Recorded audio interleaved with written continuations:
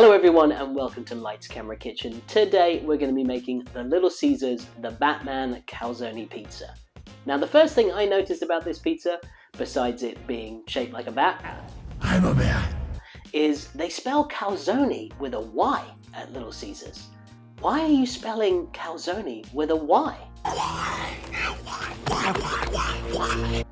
Besides that, it's going to be a pepperoni pizza that's going to be folded to look like a bat, and inside those folds, which was going to be the calzone, is a white creamy garlic sauce. Now, we're going to make that, and it's going to be delicious, but it kind of sounds like Alfredo sauce. And another way you could have marketed that is Alfredo. Alfred, like the butler. Where were you on that one, Little Caesars? You could have had the Batman pizza, shaped like a bat, filled with Alfred's creamy white garlic sauce. That's why they didn't do it. Alright, let's make this thing. Okay, to start, we're going to make our pizza dough. So the flour we're going to be using today is 00 flour, which allows for longer fermentation times and equals a richer and stronger flavour. If you can't get 00 flour, all-purpose flour will be fine, but like Batman and Bruce Wayne, there's a difference. First, add 600 milliliters of room temperature water to a large mixing bowl. Add 2 tablespoons of salt, mix until dissolved, then add 250 grams of 00 flour, 1 tablespoon of instant dry yeast, mix until thoroughly incorporated, then add the remaining 750 grams of 00 flour, secure the bowl to your stand mixer and mix on low speed for 3 to 5 minutes. Which will give you a nice smooth supple ball of dough. And if you don't have a stand mixer, that's okay, you can knead the dough by hand. If you're using your hands, start by mixing the ingredients in the bowl until a shaggy dough forms. Try not to shoot some of Alfred's creamy white sauce into your face when you do this. Then take your sticky icky out of the bowl and place on a floured work surface. And knead it vigorously for 10 to 15 minutes, which will make you feel super jacked as you've just used all your arm strength for the day. Place your dough back in the bowl, cover with plastic wrap and let it rise for 24 hours. Yes, that's right. 24 hours. You must be joking. Do I look like I'm joking? If you want your pizza dough to be packed with flavour, then trust me, just wait. You can always go out and fight crime in the name of vengeance. And pizza. Or whatever. The next day, unveil your yeasty ball of goodness. Take off the plastic wrap and smell what all the wait was for. An almost sourdough-like scent should be coming from that dough, which means that's what it's going to taste like. Take one last look at your alien mixture, and then punch it because it killed your parents. Remove from the bowl, and yes, your hands will get sticky. Then realise you forgot to flour your work surface, so go ahead and do that before shaping your dough. Take a bench scraper or a sharp knife and cut what looks like 1/5 from the dough ball.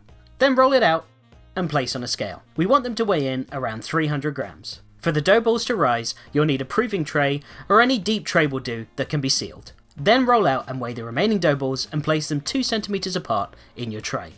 You should end up with 5 dough balls with some extra that will be sure to use later. Let the dough balls rest for 4 to 5 hours, which will give you plenty of time to get started on your accoutrement. Okay, onto the marinara, or as Little Caesars likes to call it, crazy sauce. You're crazy.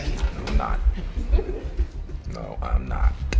Start by chopping 3 cloves of garlic, then finely mince and place in a bowl. Then chop another 2 cloves of garlic, don't worry, this will make sense, and again finely mince and place in a bowl. Next, grate 1 cup of parmesan, and additionally finely grate a half cup of parmesan and separate.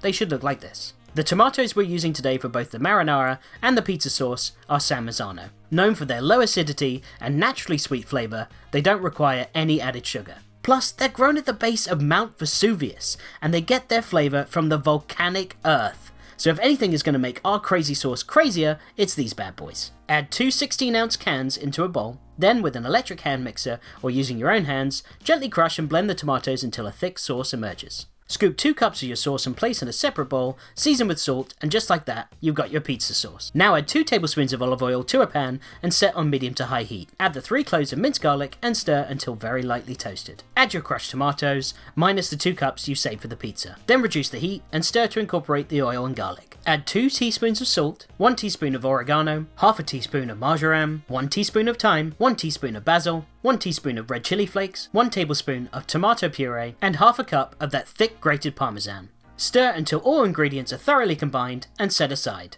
Next up, Alfred's thick garlic cream sauce. In a preheated pan, add 3 tablespoons of unsalted butter. Then add 3 tablespoons of all-purpose flour, and immediately start whisking for 1 to 2 minutes until a light brown paste starts to appear. Next, gradually whisk in 1 cup of whole milk until smooth, thick and bubbly. Add half a teaspoon of salt and pepper, the 2 cloves of minced garlic, the remaining half cup of thick grated parmesan. Mix until all ingredients are combined and you've got yourself your sauce. Okay, it's pizza time. Start by slicing 175 grams of low moisture mozzarella or fior di latte. This type of cheese is creamy, but it will prevent it from melting to a point where it's practically soaking into the dough and giving you a soggy pizza. We want cheesy chunks of mozzarella. Next, we're going to julienne our salami. Start by slicing the sausage in half from top to bottom, then into thin slices, then stack those thin slices and cut into strips. Next, grab your dough and take a look at your little clay face babies, all puffed up and ready to go. Alright, get your circular pizza pan, remember to flour your work surface this time, and carefully remove a dough ball and place on the floured surface. Flip the dough as the top of your dough ball is the bottom of the pizza. Now start gently pressing down on the dough, spreading your fingers across the surface. You'll feel it start to loosen and grow wider as your pizza shape takes form. I'm not tossing the dough today because I want to show you how easy this method is for any beginners out there. Plus, tossing the dough at home can get messy. Okay. You don't really toss the dough. Try to destroy the old ways, Gabe. I will not let you. Next, carefully place your dough onto the pizza pan and start to shape it so that it fills the circle. And don't worry about any holes. That's why you've saved yourself some extra dough, remember? Now add your creamy, thick garlic sauce to the top and bottom of your circle. And before you say it, I know there's no top or bottom of a circle, but you know what I mean. Add your thin strips of salami, and now it's time to shape. This part is very important and quite delicate. With a sharp knife, you're going to want to cut a smaller circle in the corner of the dough. Again, I know circles don't have corners, alright, so I don't want to see that in the comments. Before you complete the circle, leave a little piece that still connects. Then take that piece and fold it over and cover half of the creamy sauce mixture. Repeat that process until you have all 4 wings. You can now see your bat wings start to take shape. Take some extra dough to give your bat those additional spikes, something Little Caesars doesn't do, but hey, this is the bat signal. Seal your calzone top and tail and then step back and marvel at your bat signal creation. Nice. Now add your sauce. Don't cover the calzones, but make sure to go to the edges as there is little to no crust on this pizza. Hit it with a generous drizzle of olive oil, then your finely grated parmesan, your cubed mozzarella. Now take your pepperoni and place the slices on the sauce covered areas. Use as much as you like. Then place your pizza in a preheated oven and bake for 12 to 15 minutes. And finally, it's time to shine your pizza calzone into the hungry skies.